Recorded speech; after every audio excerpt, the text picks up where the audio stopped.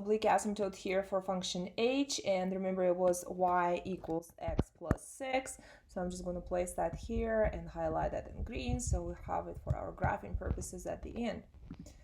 All right, let's move on to the Roman numeral C. Okay, it does say simplify the fraction first, and we have done that already again for the purposes of finding the asymptotes. So I am going to use the simplified fractions, and the only one that we could simplify was g. Remember, it was this one. For the rest of them, I'm just going to use the actual functions in factored form. No, you don't have to use them in factored form. You can use them in this regular form, but I'm just going to use them in factored form. This f here, this g right here, and of course this h. And remember, g again is the simplified one, 1 over x minus 5. Okay, so we are in this item 3, which is intercepts, and we're looking for x-intercepts. And the directions say solve the equation numerator equals to 0. So I'm going to take the numerator here, x plus 1 and x plus 7, and set it equal to 0 and solve. So if I make the numerator equal to 0, like so, I'm going to have to take each of the factors, the x plus 1 and x plus 7, and set each of them equal to 0. So x plus 1 equals 0, and x plus 7 equals 0, and then solve each for x. So out of this equation, your x will be -1, and here x will be -7, and those are your x-intercepts. So -1 and x equals -7. Those are the x-intercepts, meaning these are the points on the x-axis where function f will cross our x-axis. So for function g, I'm going to say the numerator equals 0, but the numerator is 1. So technically I say 1 equals 0, which is never true. So that's the category of an equation cannot be solved. So if you cannot solve with real number solutions, there is no x-intercept, which means here there is no x-intercept. So no x-intercept for function g. Okay, so finally, oops, that's already solved. So I'm going to erase that. We're going to say this numerator here for function h is equal to 0. And then very similarly to our function f, I'm going to say x plus 4 equals 0 and x plus 1 equals 0. So x plus 4 equals 0, which means x equals -4. And I will also say that my x plus 1 is 0, which means x equals -1. And those are the x-intercepts for function h. Okay, so the y-intercepts, those are actually fairly simple, and you can use the factored forms like I did for x-intercepts. That's probably preferable for the x-intercepts, just makes it easier. But for the y-intercepts, you can use factored form or you can use the original form. It's not going to make a difference. So to find y-intercepts of each of these functions, you're going to have to make all x's into a 0 and find y. That means for f, we're going to be looking for f of 0. And that means in this fraction, each and every x that you see will turn into 0. So this is now a 0. This whole thing is now a 0. And what's left at the top is a 7. And then for the denominator, you have this is a 0, and then this is a 0, and this is a 30. So it's 7 over 30, which means our function f will cross y-axis at this point, which is 7 over 30, and approximately as a decimal 0.23, just to kind of help us graph. Okay, so this is our y-intercept for function f. We're going to do the same for function g, meaning I'm going to replace each and every x with 0. So this will become a 0 and this will become a 0. So we're looking for g of 0. That means it's going to be a 5 at the top and a -25 at the bottom. So a 5 over a -25. So 5 divided by -25, which is -1 over 5, or for graphing purposes as decimal, it's going to be -0.2. Finally, for h of x, again, each and every x will turn into a 0. Okay, let me highlight this. So we're finding h of 0. That's our y-intercept function h. This is 0, this is 0, so that the top is 4. And then the bottom is 0 minus 1, which is -1. So this one is actually a nice number. 4 divided by -1 is a -4. And that's the y-intercept function, h. This is it. We're done. We will need to determine the increasing and decreasing intervals of the domain. But to do that, I will have to first graph using the information that I have. Okay, so finally we're going to graph our three functions, and the first one is our function f. I copied it right here. It's x squared plus 8x plus 7 over x squared plus 11x plus 30, and I also wrote down all of the characteristics of this function that we have found. So we're going to start graphing it from graphing the vertical asymptote. The domain, while it does come first here, we will actually incorporate later at the end. So the vertical asymptotes are x equals -6 and x equals -5. We are going to graph those as vertical lines passing through -6 and -5 on x-axis. So these numbers are, let's see, 1, 2, 3, 4, 5 right here, and then -6. And we normally graph asymptotes, both vertical, horizontal, and oblique, as dashed lines. So I'm going to do just that. I'm going to graph dashed line through x equals -6 right here, and through x equals -5.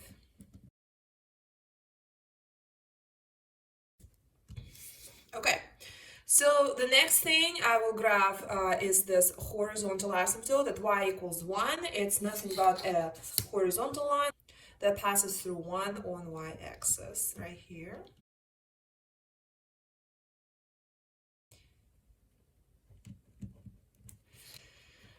So the next thing to do so no oblique asymptote, which means there's nothing for us to do there. X-intercepts at -1 and -7, so we're going to place those. The first x-intercept is at -1, right here, and the second x-intercept is at -7, which is right here. Okay, so finally the y-intercept is at 0.23. 0.23 on y-axis is just above 0 right here. Okay. So these are the points that we have. Asymptotes, which we have two vertical asymptotes and a horizontal asymptote, are the lines that the graph will get very close to but will not touch. We're going to start kind of going by the corners here. The fact that you have this horizontal asymptote here and this vertical asymptote here, and the fact that you have this point right here tells you that the graph will pass through this point, will have to go through this point, and get really close to this line and really close to this line, but not cross them. So it will go like so. And I'm going to put arrows at the ends, just so we know it doesn't stop. The next part will be right here. We have these 2 points, and the asymptotes also create this corner for us right here.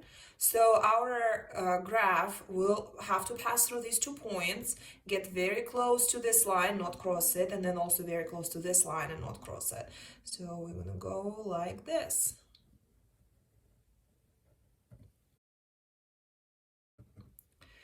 So finally, the last thing to do will be to figure out what's going on in between these two asymptotes. We kind of know what's happening before this vertical asymptote. We know what happens after this vertical asymptote, but we don't know what's going on here. And honestly, there is kind of 2 options here. I'm going to do it in pencil so that I'm able to erase. So either you get very close to this vertical asymptote and very close to this vertical asymptote, so it'll kind of be like a little narrow parabola in the middle below this, or really narrow parabola here above this horizontal asymptote. You can't have both, otherwise it's not a function, it won't pass the vertical line test, so it will be one of these 2. Well, to determine that, to pick a point on x, right? Any value of x in between -6 and -5, plug it back into this function and see if the y value will be above this horizontal asymptote or below. Let's assume x is any number between -6 and -5. Let's say -5.5. And we're going to replace this x with negative 5.5, this x was negative 5.5, and this x was negative 5.5, and this one. So f, we're essentially finding f of negative 5.5. So that's going to be negative 5.5 squared plus 8 times negative 5.5 plus 7. And then at the bottom, you're going to have x squared here. So that's negative 5.5 yet again, squared plus 11 times negative 5.5 plus 30. And then I'll just simplify this. So putting this in a calculator gave me positive 27. So this is the value of y when x is negative 5.5. So if x is negative 5.5, which is right here, the y value is positive 27, which is way above there. So my graph doesn't go until 27, but we know it's going to be looking like this, somewhere above that. So getting really close to our asymptotes, but not crossing them. Okay, so now remember, we never went to apply the domain that we originally found. The domain was all numbers except x equals negative 6 and x equals negative 5. So keep in mind that these values actually match with our asymptotes, and if this is the case, we will not be crossing these values at any point, because if you have asymptotes that match with the values of x's that are excluded, you for sure know that your graph will not be crossing these values of x. So we will now be graphing g of x, and these are all the characteristics that we found, and we will yet again start graphing using the asymptotes. We only have one here, x equals 5. So let's see, 1, 2, 3, 4, 5. We're going to graph a vertical line through this 5 on x-axis. This is our vertical asymptote. The next thing is the horizontal asymptote. Right here, the horizontal asymptote is y equals 0. Now, y equals 0 is actually a horizontal line that passes through 0 on y-axis. And this is nothing but the x-axis. So here is your horizontal asymptote.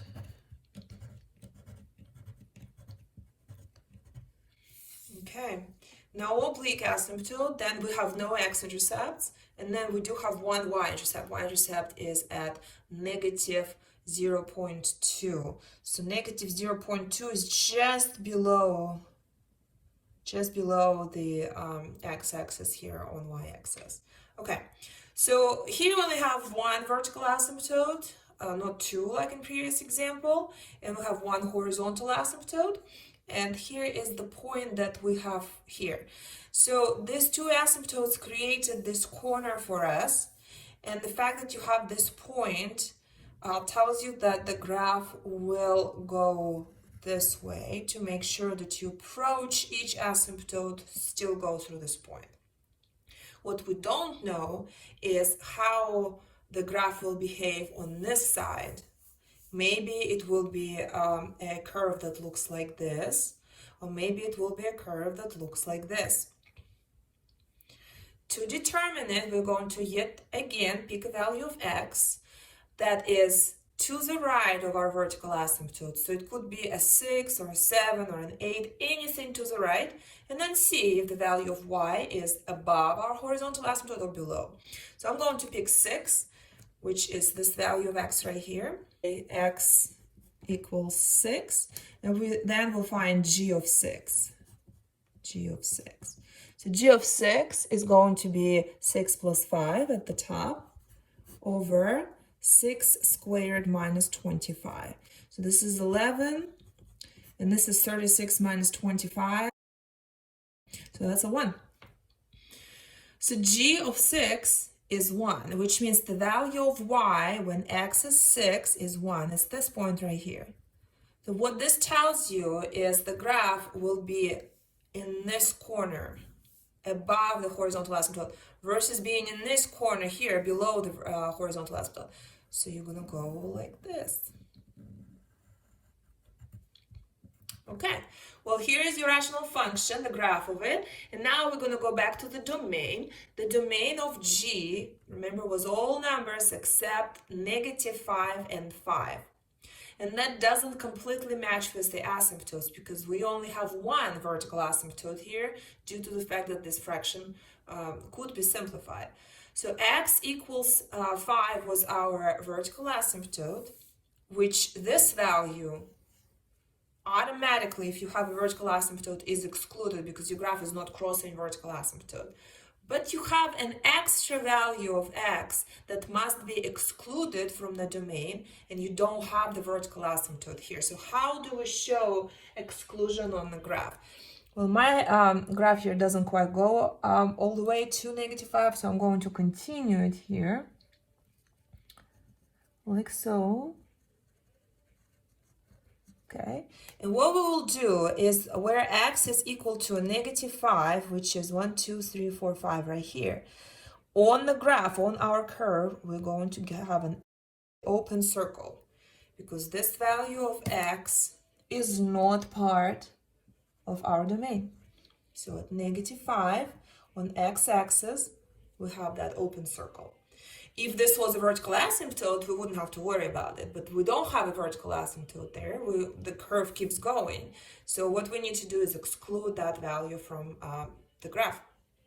So finally, we're going to graph our function h. This one is unique because it had an oblique asymptote, not horizontal asymptote.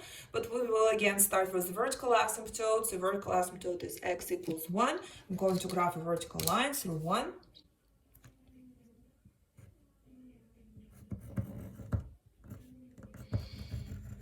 Like that. There is no horizontal asymptote. We do have an oblique asymptote, which is y equals x plus 6. This is a slope-intercept form of a line. To graph it, we're going to start at 6 on y-axis. 1, 2, 3, 4, 5, 6 right here. And then using the slope, the number in front of x, which is 1 over 1, go up 1 and over 1. That will give us the second point for our oblique asymptote. So here it is. It's a line that passes through y-axis at 6 and has a slope of 1. And I'm also going to make it dashed, just like with any other asymptote. Then we're going to graph our x-intercepts. They are at -4 and at -1. So there is one at -1 right here, and there is one at -4 right here. And also there is a y-intercept at -4. 1, 2, 3, 4. Okay. Well, these 3 points, and the fact that these are the asymptotes tell us how the graph will behave in this corner here. This corner, this little angle that's created by our 2 asymptotes. It will go like this.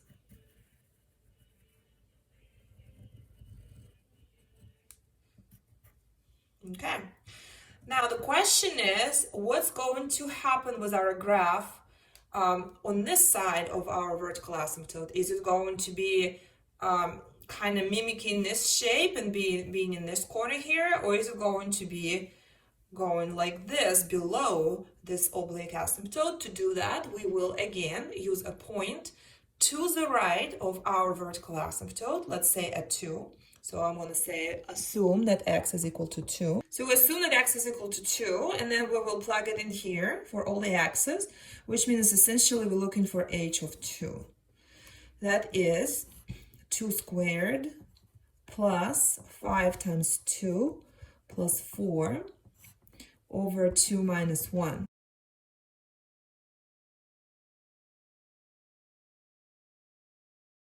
When x is 2, y is 18. So this tells us that the graph will mimic this shape and be in this corner of the graph, approaching the vertical asymptote and approaching the oblique asymptote versus being in this corner of the graph.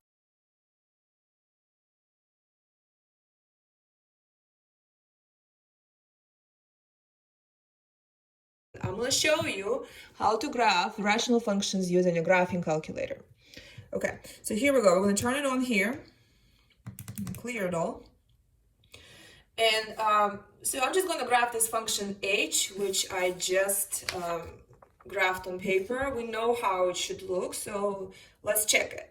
So to graph a function on a TI-84 Plus, I have Plus, or any really Texas Instrument calculator, you will need to hit y equals, it's this button right here. And I have a function here, so I'm going to clear it. This is the button to clear whatever you have inserted in there. And then you will type in your function. So this function is a fraction. To make sure the calculator recognizes what's the numerator and what's the denominator, you need to place the entire numerator in a set of parentheses, then have a fraction line, and then the entire denominator in a set of parentheses. So here's what I'm going to do. I'm going to open the parentheses for my numerator and say x squared. X is this button right here that says x t theta n. So x, to make it squared, use this little button here. Okay, that squares it. Then we have plus 5x, so plus 5, and then the x again, and then plus 4. This concludes our numerator, so I'm going to close the parenthesis. Then the fraction line. So fraction line is the division symbol. We're going to use that, divided by. And then the denominator starts. To start the denominator, to show the calculator that I'm starting the denominator, I'm going to open the set of parentheses and say x minus 1. X minus 1. Close the parentheses to show that the denominator is completed. Okay, and then we need to hit this graph.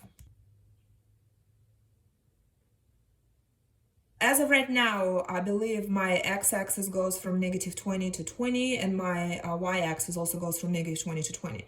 So if we want to see a better picture, we can adjust the window, we call it. So you're going to hit the button window, and you see how here it says window x minimum is negative 20. So that means that the furthest left point on x-axis right here is negative 20.